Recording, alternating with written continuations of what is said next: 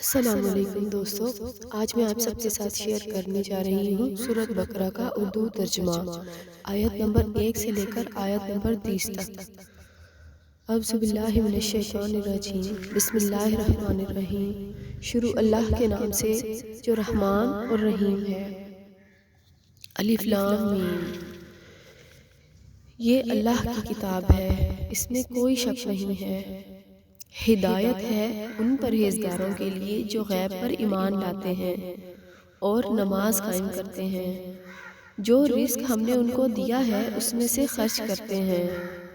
جو کتاب تم پر نازل کی گئی ہے یعنی قرآن، اور جو کتابیں تم سے پہلے نازل کی گئی تھیں ان سب پر ایمان لاتے ہیں اور آخرت پر یقین رکھتے ہیں، ایسے لوگ اپنے رب کی طرف سے راہ راست پر ہیں اور وہی فلاح پانے والے ہیں۔ جن لوگوں نے ان باتوں کو تسلیم کرنے سے انکار کر دیا ان کے لیے یکساں ہے، خواہ تم انہیں خبردار کرو یا نہ کرو، بہرحال وہ ماننے والے نہیں ہیں۔ اللہ نے ان کے دلوں اور ان کے کانوں پر مہر لگا دی ہے اور ان کی آنکھوں پر پردہ پڑ گیا ہے، وہ سخت سزا کے مستحق ہیں۔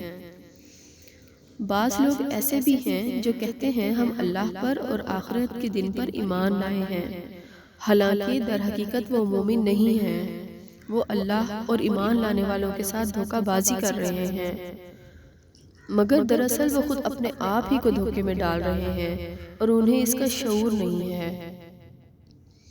ان کے دلوں میں ایک بیماری ہے جسے اللہ نے اور زیادہ بڑھا دیا ہے، اور جو جھوٹ کو بولتے ہیں اس کی پاداش میں ان کے لیے دردناک سزا ہے۔ جب کبھی ان سے کہا گیا کہ زمین میں فساد برپا نہ کرو تو انہوں نے یہی کہا کہ ہم تو اصلاح کرنے والے ہیں۔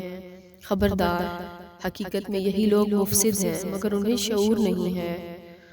اور جب ان سے کہا گیا کہ جس طرح دوسرے لوگ ایمان لائے ہیں اسی طرح تم بھی ایمان لاؤ تو انہوں نے یہی جواب دیا، کیا ہم بے وقوفوں کی طرح ایمان لائیں؟ خبردار، حقیقت میں تو یہ خود بے وقوف ہیں مگر یہ جانتے نہیں ہیں۔ جب یہ اہل ایمان سے ملتے ہیں تو کہتے ہیں کہ ہم ایمان لائے ہیں، اور جب علیحدگی میں اپنے شیطانوں سے ملتے ہیں تو کہتے ہیں کہ اصل میں تو ہم تمہارے ساتھ ہیں اور ان لوگوں سے محض مذاق کر رہے ہیں۔ اللہ ان سے مذاق کر رہا ہے، وہ ان کی رسی دراز کیے جاتا ہے اور یہ اپنی سرکشی میں اندھوں کی طرح بھٹکتے چلے جاتے ہیں۔ یہ وہ لوگ ہیں جنہوں نے ہدایت کے بدلے گمراہی خرید لی ہے، مگر یہ سودا ان کے لیے نفع بخش نہیں ہے اور یہ ہرگز صحیح راستے پر نہیں ہے۔ ان کی مثال ایسے ہے جیسے ایک شخص نے آگ روشن کی اور جب اس نے سارے ماحول کو روشن کر دیا تو اللہ نے ان کا نور بصارت ہی سلب کر لیا اور انہیں اس حال پر چھوڑ دیا کہ تاریکیوں میں انہیں کچھ نظر نہیں آتا۔ یہ بہرے ہیں، گنگے ہیں، اندھے ہیں، یہ اب نہ پڑھیں گے۔ یا پھر ان کی مثال یوں سمجھو کہ آسمان سے زور کی بارش ہو رہی ہے اور اس کے ساتھ اندھیری گھٹا اور کڑک اور چمک بھی ہے۔ یہ لوگ بجلی کے کڑاکے سن کر اپنی جانوں کے خوف سے کانوں میں انگلیاں ٹھوسے لیتے ہیں، اور اللہ ان منکرین حق کو ہر طرف سے گھیرے میں لیے ہوئے ہے۔ چمک سے ان کی حالت یہ ہو رہی ہے گویا عنقریب بجلی ان کی بصارت اچک لے جائے گی۔ جب ذرا کچھ روشنی انہیں محسوس ہوتی ہے تو اس میں کچھ دور چل لیتے ہیں، اور جب ان پر اندھیرا چھا جاتا ہے تو کھڑے ہو جاتے ہیں۔ اللہ چاہتا تو ان کی سماعت اور بصارت بالکل ہی سلب کر لیتا، یقیناً وہ ہر چیز پر قادر ہے۔ لوگو، بندگی اختیار کرو اپنے اس رب کی جو تمہارا اور تم سے پہلے جو ہو کر گزرے ہیں ان سب کا خالق ہے۔ تمہارے بچنے کی توقع اسی صورت سے ہو سکتی ہے۔ وہی تو ہے جس نے تمہارے لیے زمین کا فرش بچھایا، آسمان کی چھت بنائی، اوپر سے پانی برسایا اور اس کے ذریعے سے ہر طرح کی پیداوار نکال کر تمہارے لیے رزق باہم پہنچایا۔ بس جب تم یہ جانتے ہو تو دوسروں کو اللہ کا مد مقابل نہ ٹھہراؤ۔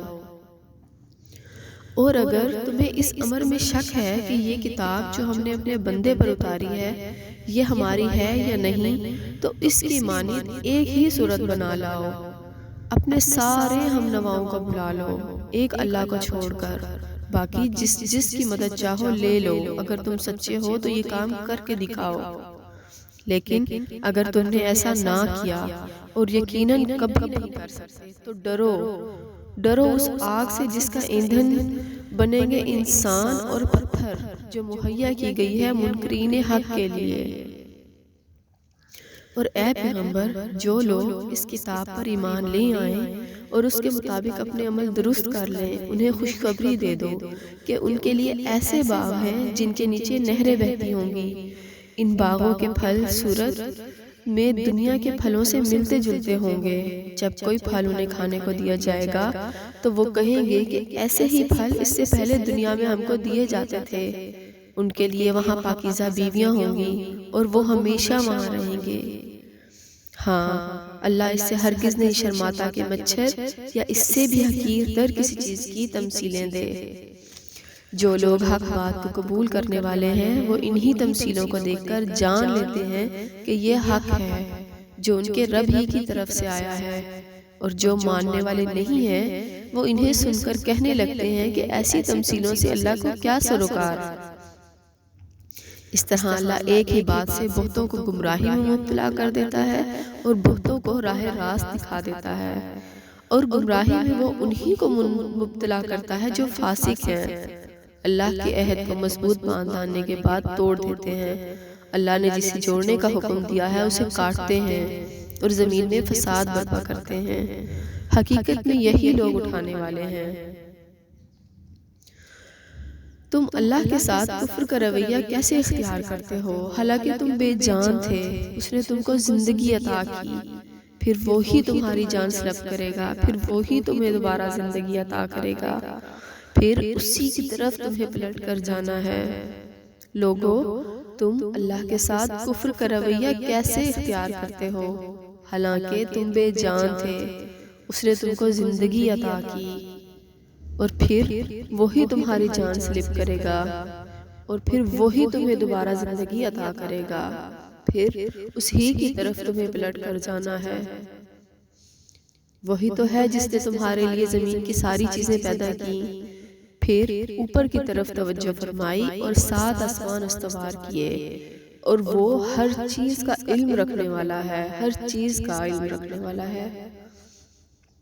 پھر ذرا اس وقت کا تصور کرو جب تمہارے رب نے فرشتوں سے کہا تھا کہ میں زمین میں ایک خلیفہ بنانے والا ہوں۔ انہوں نے عرض کیا، کیا آپ زمین میں کسی ایسے کو مقرر کرنے والے ہیں جو اس کے انتظام کو بگاڑ دے گا اور خون ریزیاں کرے گا؟ آپ کی حمد و ثنا کے ساتھ تسبیح اور آپ کے لیے تقدیس تو ہم کر ہی رہے ہیں۔ فرمایا، میں جانتا ہوں جو کچھ تم نہیں جانتے۔ صدق اللہ العلی العظیم۔